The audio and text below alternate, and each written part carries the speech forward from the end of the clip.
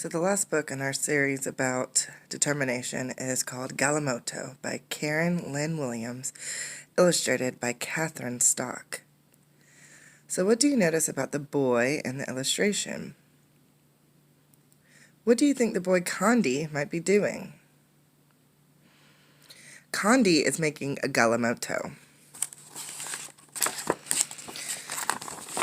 So let's look at the copyright page. And the copyright page tells us that Galimoto means car in Chichewa, the national language of Malawi, Africa.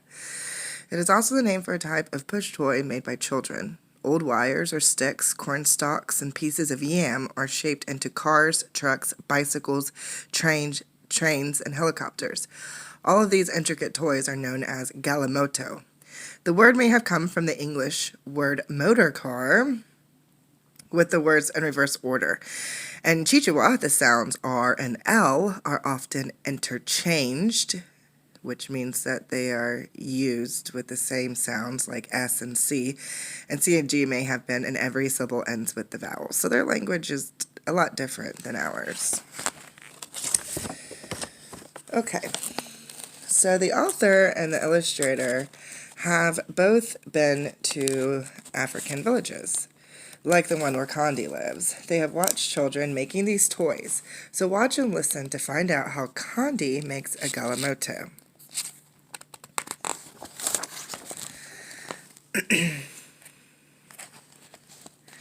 Condi opened an old shoebox and looked inside. These were his things.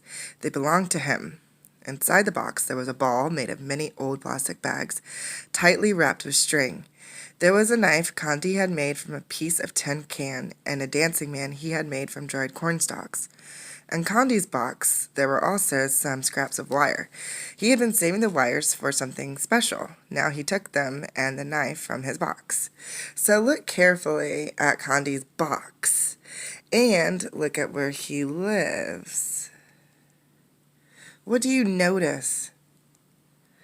Do their houses look like our houses? I shall make a Galimoto, Condi told his brother Ufulu. Ufulu laughed. A boy with only 7 years cannot make such a toy. You don't have enough wire. I will get enough wire, Condi answered. So that's his brother, and there's Condi. What are some problems with Condi's plan?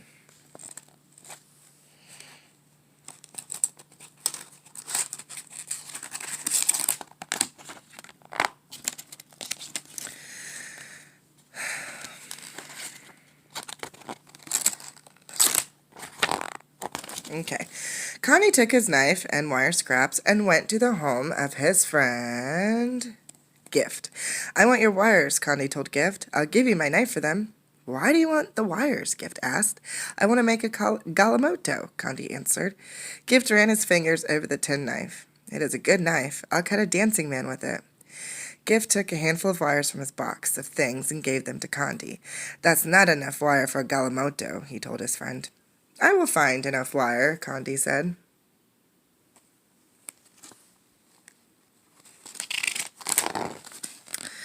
Condi put his wires into an old white plastic bag and took them to the shop of his uncle. Good day, second son of my brother, his uncle greeted him. How can I help you? I want some wire, Condi told his uncle. How will you pay for it? I have no money, Condi answered, but you have wires on your old packing boxes from the city. They would make a fine Galimoto. So you want to make a Galimoto? The son of my brother is a clever boy. Take the wires.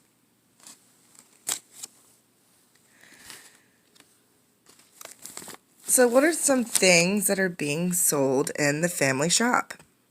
I see some clothes. I see what looks like maybe boxes of food. I see some cups.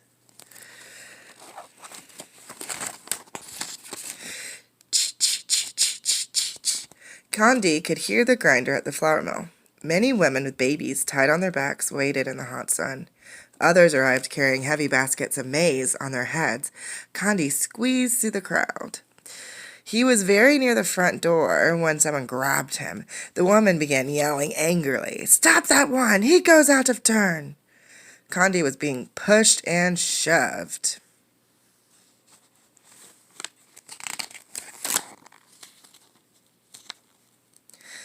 So what do you think the people in line think he is doing? Suddenly, the mill stopped its grinding. "What is it?" the miller shouted. The woman pointed at Condi.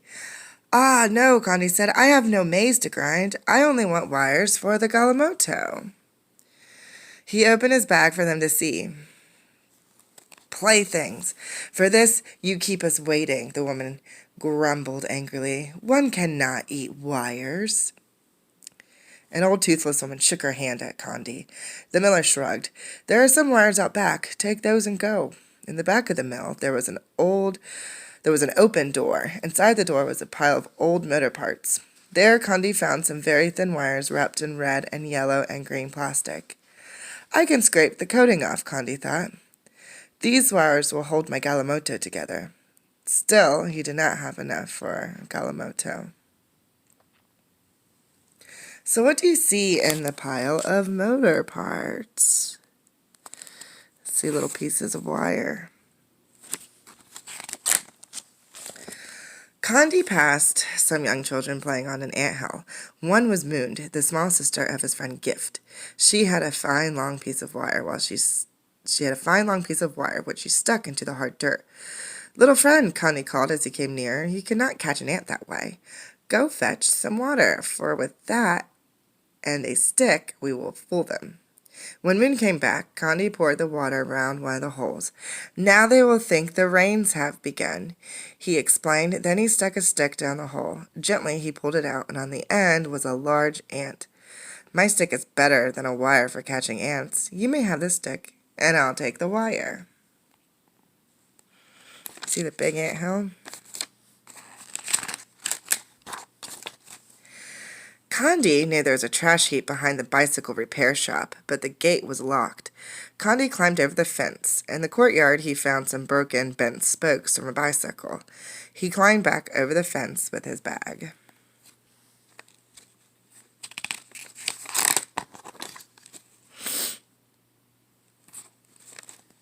"Thief! Help! Police! Thief!" Condi heard a voice call.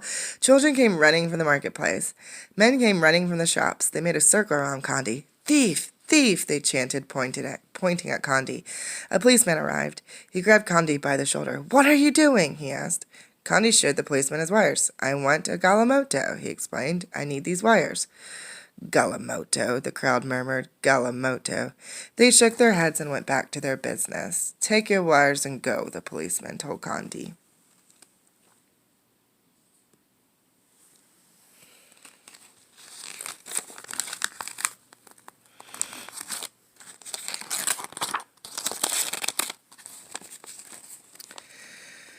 Condi took his wires back to the shade of the red flame trees in his village. Nearby, his mother and his sisters pounded their maize. They sang of the hard work they were doing. Condi sorted his wires. There were thick pieces and thin pieces. Some wires are long and some are short. Condi banged the bent and twisted ones with a stone to straighten them. Then he began. The thick wires made the frame. He wrapped the very thinnest wires at the joints to hold the Galimoto together. "My Galimoto will be a pickup," Condi planned. "It will carry maize to the city, and it will have an antenna for the radio." He smiled. Condi worked all afternoon. He pounded the strongest wires around a pipe to make the round wheels. A sturdy piece of bamboo made the rod for the steering wheel. So what do you notice about this village? What do the houses look like? Do they look like our houses in our neighborhoods? And what do you think the people are doing? You see Condi's making a Galimoto. There's these ladies. Looks like maybe they're stomping on with sticks maize. And then you see these people, it's like laundry. Finally, the warm, toasty smell of maize porridge cooking over the village fires told Condi it was time to go home. His brothers and sisters admired his work. "So you found enough wire," Ufulu said. "Yes," Condi agreed. He parked his Galimoto next to his box of things and ate his supper. "Let the moon be bright for us to play and sing tonight." Condi could hear his friends singing in the distance. They were calling him to play. So Ufulu has learned something about his brother. What do you think he will say the next time Condi tells him his plans to create something?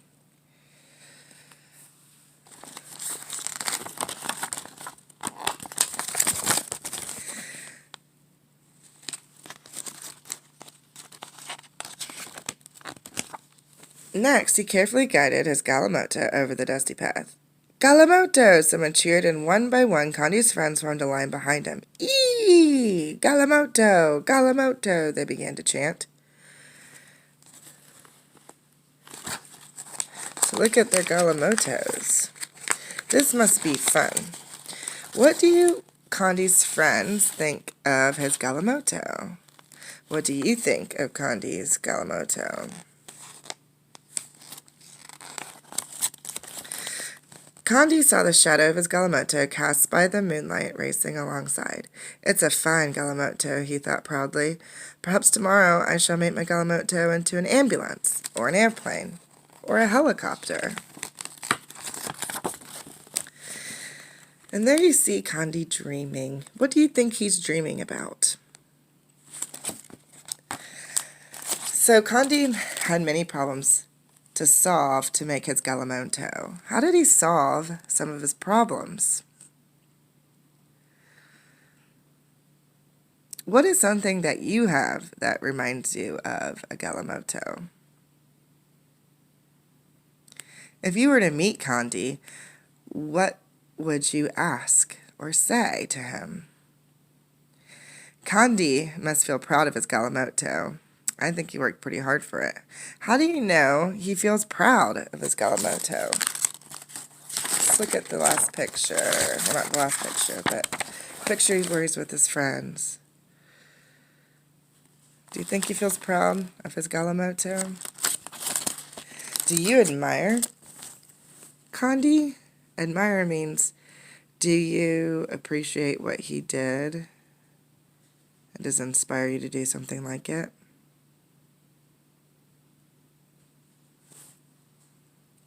And say hi to Uhtred. Uhtred, look at the camera. Look at the camera. Say hi, class.